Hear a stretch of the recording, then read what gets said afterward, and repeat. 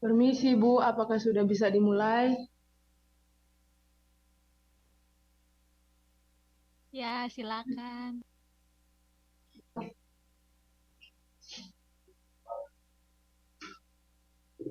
Selamat siang bagi kita semua. Ya, Sore. Baiklah, di saat ini saya akan menjelaskan materi tentang diagram 1 dan 2.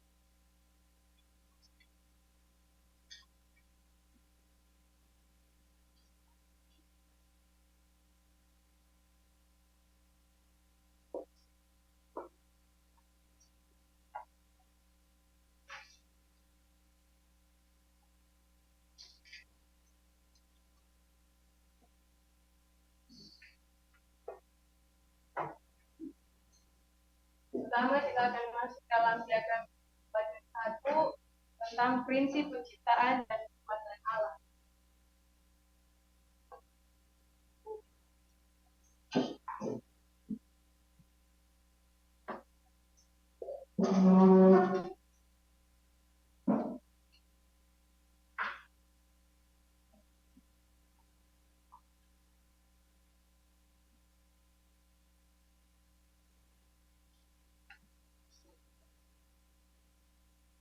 Nah, pada mulanya Allah menciptakan langit dan bumi. Kita dapat lihat dalam Kejadian pasal 1 ayat 1.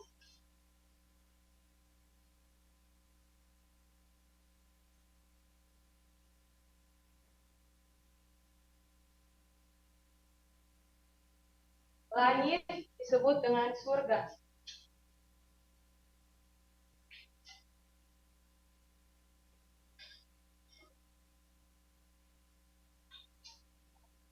Itulah dunia rohani. Nah, di surga atau di dunia rohani ini ada Allah bersama-sama dengan malaikat-malaikatnya.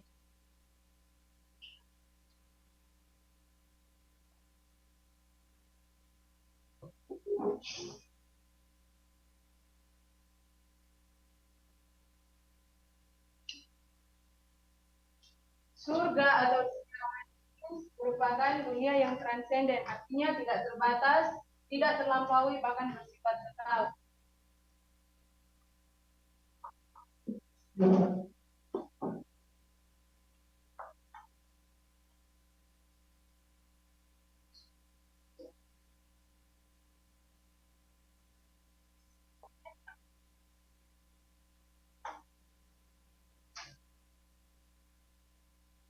Sedangkan di bawah ini itulah bumi, atau yang kita sebut dengan dunia fisik, yaitu dunia yang kita hidupi saat ini. Nah, di dunia fisik ini atau di bumi ini ada manusia dan ciptaan lain yang Tuhan Allah ciptakan.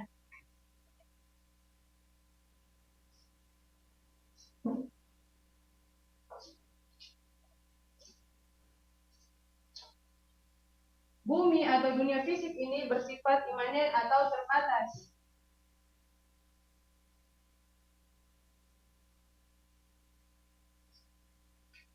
Dan hanya bersifat sementara.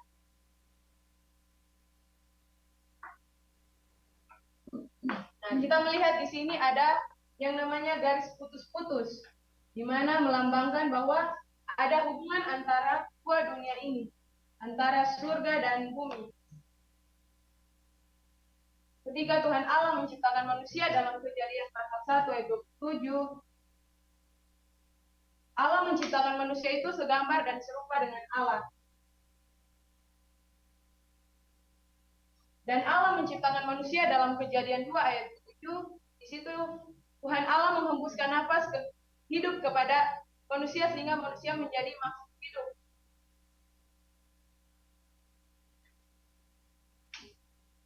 Dan dalam Kejadian pasal 1 ayat 28, di situ Tuhan Allah berfirman kepada manusia, beranak cuculah, bertambah banyaklah, serta penuhilah bumi, dan taklukkanlah semuanya ini.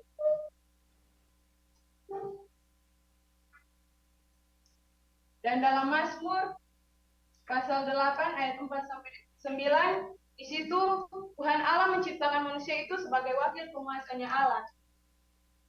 Tuhan manusia dengan hormat dan kemuliaan. Nah, ketika Tuhan Allah menciptakan manusia, Allah membuat perjanjian antara Allah dan manusia, yaitu perjanjian hidup dalam Kejadian pasal 2 ayat 11.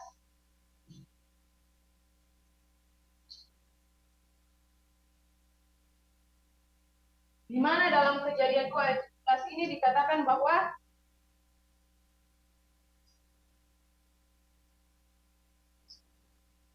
tetapi semua pohon yang ada dalam taman ini boleh kau makan buahnya, tetapi ada satu pohon yang ada di tengah-tengah taman itu jangan engkau makan buahnya, sebab pada hari engkau makannya pastilah engkau mati. Di situ dikatakan bahwa pasti manusia akan mati, bukan nanti.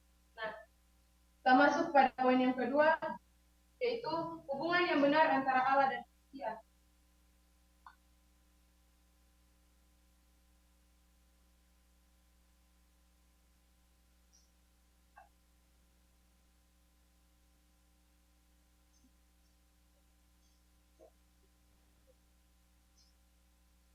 Di mana Allah adalah pencipta, penguasa, dan Allah sebagai Tuhan. Sedangkan manusia diciptakan sebagai ciptaan, sebagai wakil penguasa, dan manusia diciptakan sebagai hamba. Tuhan Allah menciptakan manusia sebagai ciptaan haruslah bergantung pada pencipta.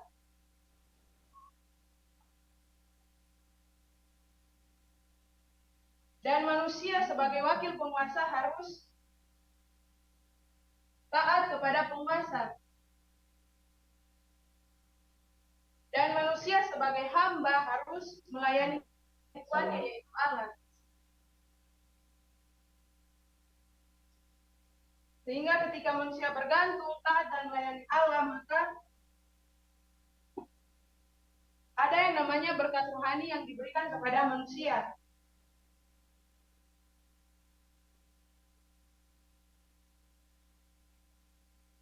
Dan Tuhan Allah menciptakan manusia untuk berkuasa dan menaklukkan ciptaan lain.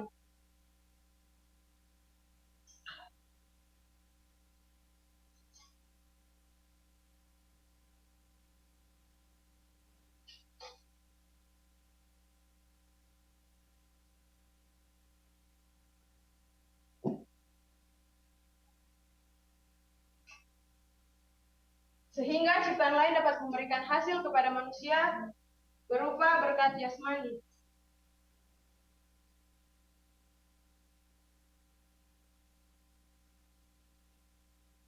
Nah, inilah hubungan yang benar antara Allah dan manusia, di mana manusia harus sepenuhnya bergantung dan taat bahkan melayani Allah dengan sepenuhnya. Hubungan ini disebut dengan hubungan yang teosentris atau berpusat kepada Allah.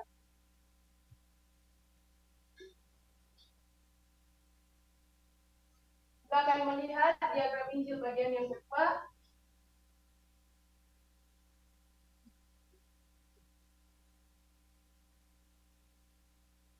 Nah, di diagram Injil yang pertama kita sudah melihat bahwa di sini hubungan antara Allah dan manusia baik-baik saja. Hubungan yang sangat indah antara Allah dan manusia. Hubungan yang erat antara Allah dan manusia. Tetapi di sini kita akan melihat di diagram kedua bahwa hubungan yang seperti kita sudah lihat di diagram satu ini sudah tidak lagi bergantung sepenuhnya kepada Allah. Di sini di diagram Injil pertama kita melihat ada garis putus-putus yang melambangkan bahwa ada hubungan antara kedua dunia ini. Tetapi di diagram Injil kedua kita melihat bahwa garis putus-putus ini telah menjadi tersambung. Artinya dunia fisik dan dunia rohani sudah terpisah. Di atas ini sudah menjadi kerajaan Allah. Dan Allah yang berkuasa.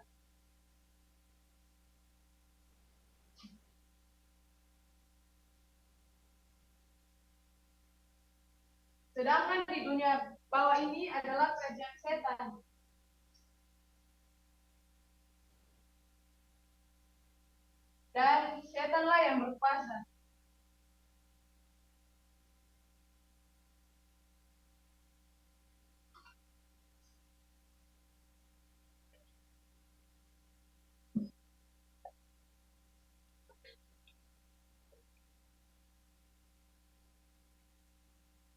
lihat dalam Yesaya 60 ayat 2, di situ dikatakan bahwa sebab sesungguhnya kegelapan telah menutupi bumi dan kekelaman telah menutupi bangsa-bangsa.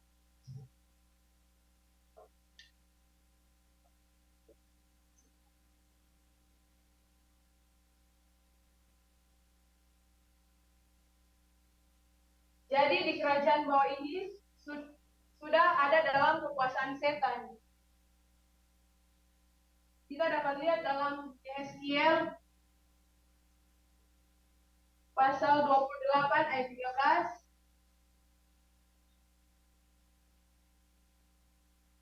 13. Dan dalam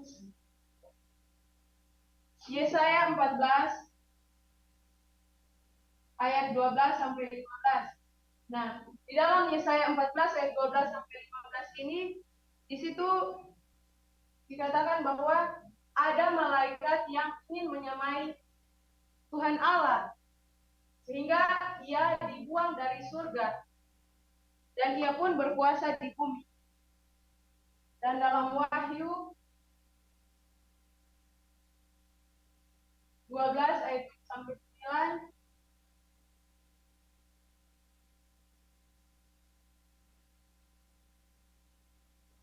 di situ terjadi peperangan di surga, terjadi peperangan antara malaikat Mikael yang melawan naga besar, dan naga besar itu juga dibantu oleh malaikat-malaikatnya.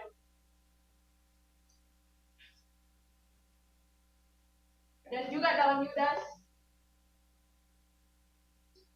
1 ayat 6, situ dikatakan bahwa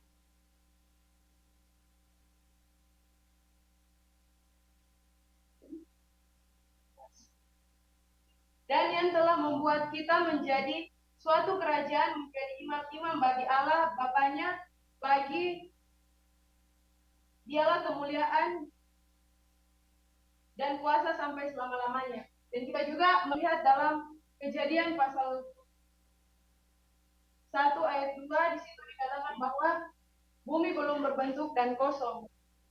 Nah, jadi ketika kerajaan bawah ini sudah dikuasai oleh iblis, maka ada berbagai cara yang iblis lakukan untuk membuat manusia itu jatuh ke dalam dosa.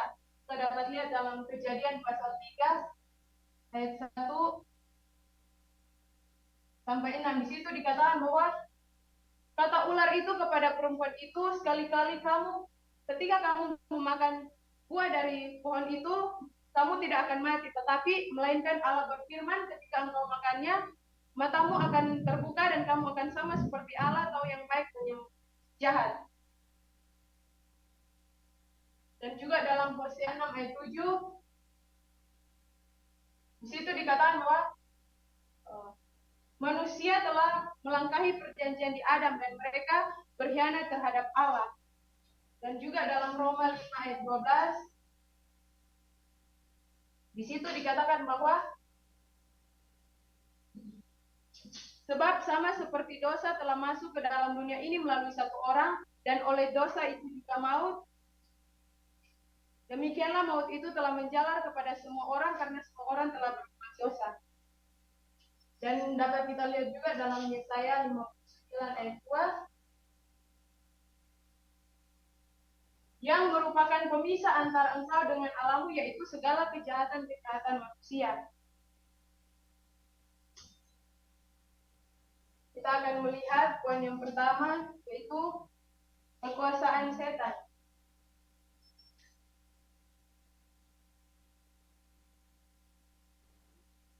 Di mana dalam Yohanes 16 ayat 11, 2 Korintus 4 ayat 4, dan 1 Yohanes 5 ayat 19. Jadi setan itu berkuasa melalui hukum dosa dan maut.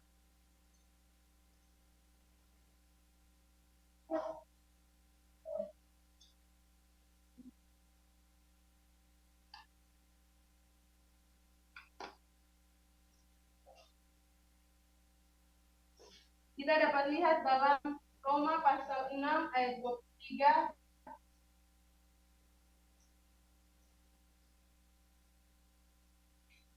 dan juga Roma 8 ayat 2. Di mana dalam Roma 6 ayat 23 di situ dikatakan bahwa sebab upah dosa ialah maut. Dan dalam Roma 8 ayat 2 di situ dikatakan bahwa Roh yang memberi hidup telah memerdekakan kamu dari dosa dan maut.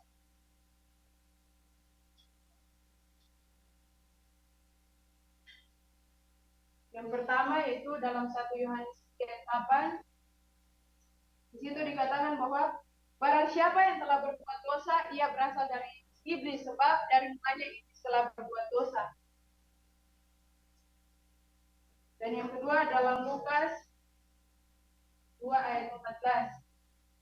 Situ dikatakan bahwa mohon maaf dalam Ibrani 2 ayat 14. Karena anak-anak itu adalah anak-anak dari darah dan daging, maka ia menjadi sama dengan mereka. Yang kedua, manusia menjadi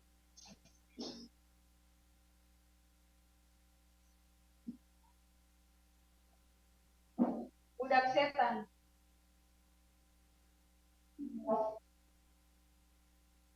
Dalam Yohanes 8 ayat 44 dan Efesus pasal 2 ayat 2. Di mana dalam Yohanes 8 ayat 44 di situ dikatakan bahwa iblislah yang menjadi bapamu dan kamu ingin melakukan segala keinginan bapamu.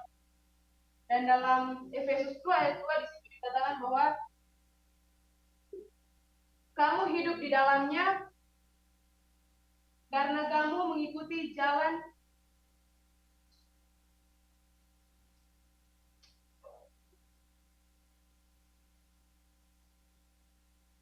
karena kamu mentaati penguasa angkasa, kerajaan angkasa.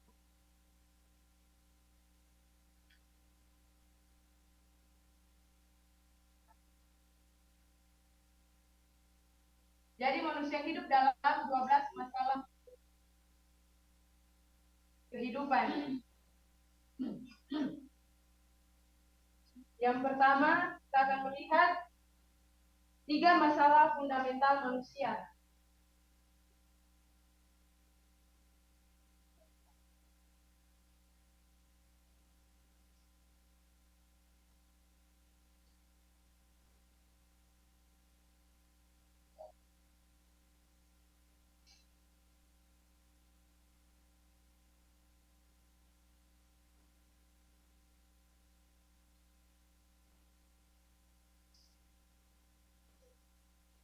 Yang pertama kita dapat lihat dalam Kejadian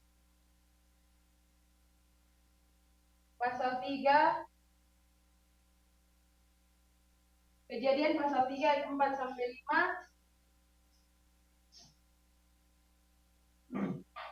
Di situ dikatakan bahwa jangan membuat bagimu patung yang menyerupai apapun yang ada di langit di bawah atau yang ada di bumi di bawah atau yang ada di langit di atas atau yang ada dalam air di bawah bumi.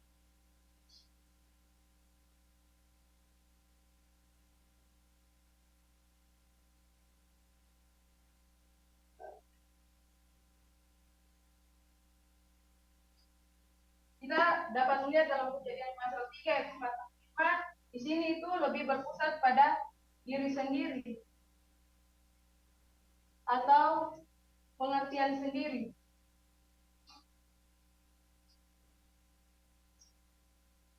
Ini disebut dengan dosa mula-mula.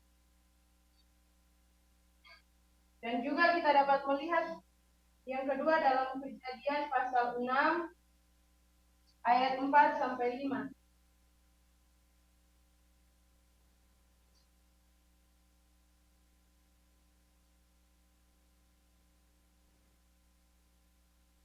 Di dalam Kejadian pasal 6 ayat 4 sampai 5 di situ dikatakan bahwa pada waktu itu ada orang raksasa yang mengikuti anak-anak perempuan manusia yang cantik itu, dan mereka mengingini mereka. Dan ketika kita membaca dalam Yohanes 6 ayat 4 sampai 5, di situ lebih berpusat pada fisik atau memiliki nafsu.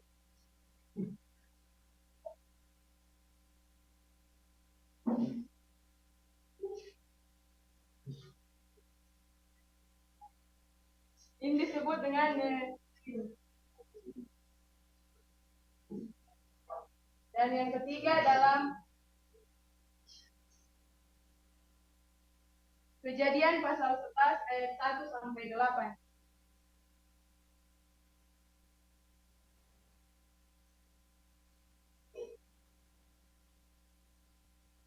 Di mana dalam ayat yang keempat di situ dikatakan bahwa marilah kita mendirikan bagi kita semua kota dengan sebuah menara yang puncaknya setinggi langit.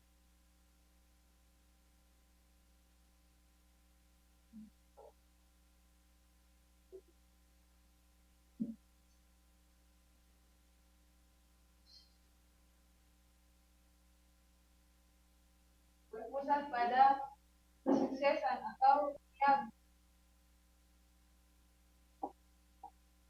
kesuksesan yang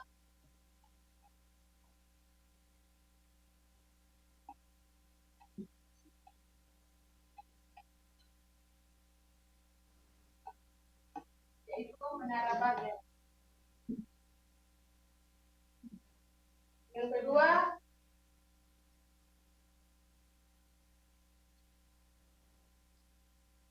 yaitu 3 masalah yang sudah membudaya atau berabad-abad.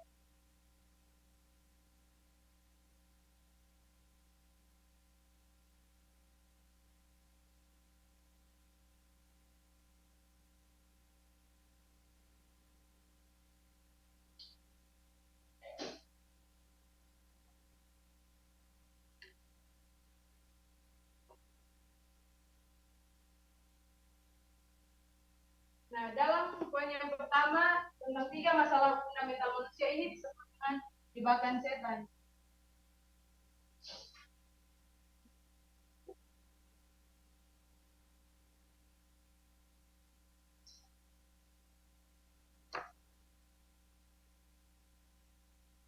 Yang pertama, kita dapat melihat dalam Kisah Para Rasul pasal 13 ayat 5 sampai 12.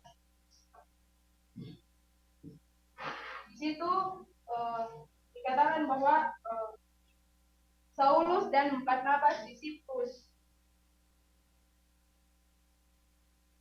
Di sana mereka bertemu dengan seorang Yahudi bernama Bar-Yesus. Dia seorang tukang sihir dan nabi palsu.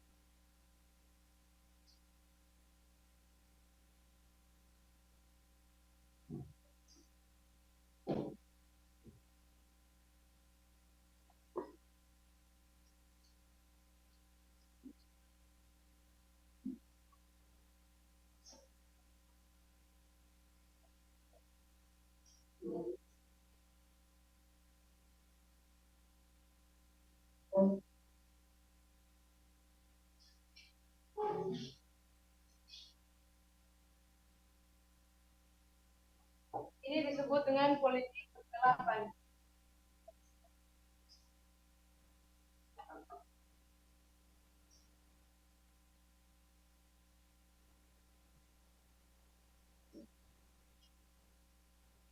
Dan yang kedua kita dapat lihat dalam Kisah Para Rasul 16 ayat 16 sampai 18. Di sana dijelaskan bahwa Paulus bertemu dengan seorang perempuan yang memiliki roh tenun.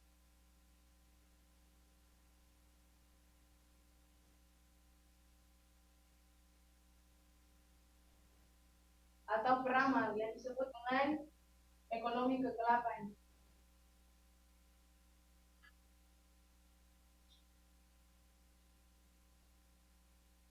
Dan yang ketiga, dalam Kisah Para Rasul 19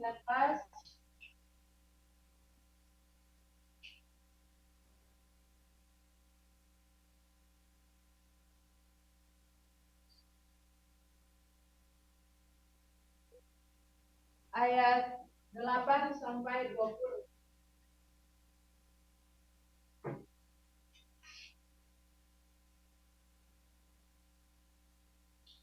Di mana di situ dijelaskan bahwa Paulus pergi ke rumah ibadat dan mengajar dengan berani. Tapi ada orang-orang yang tegar hatinya yang tidak ingin mendengar apa yang diberitakan oleh Rasul Paulus.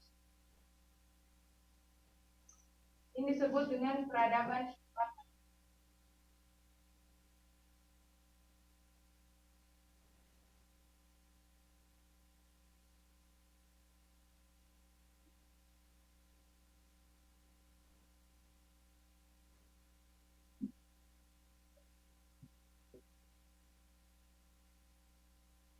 Nah, 3 masalah budaya atau berabad-abad ini disebut dengan jerat setan.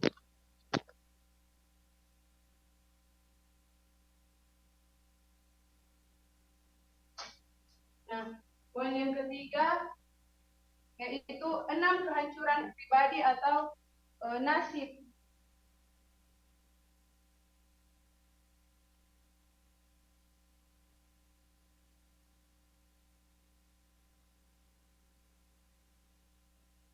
Yang disebut dengan jerat setan.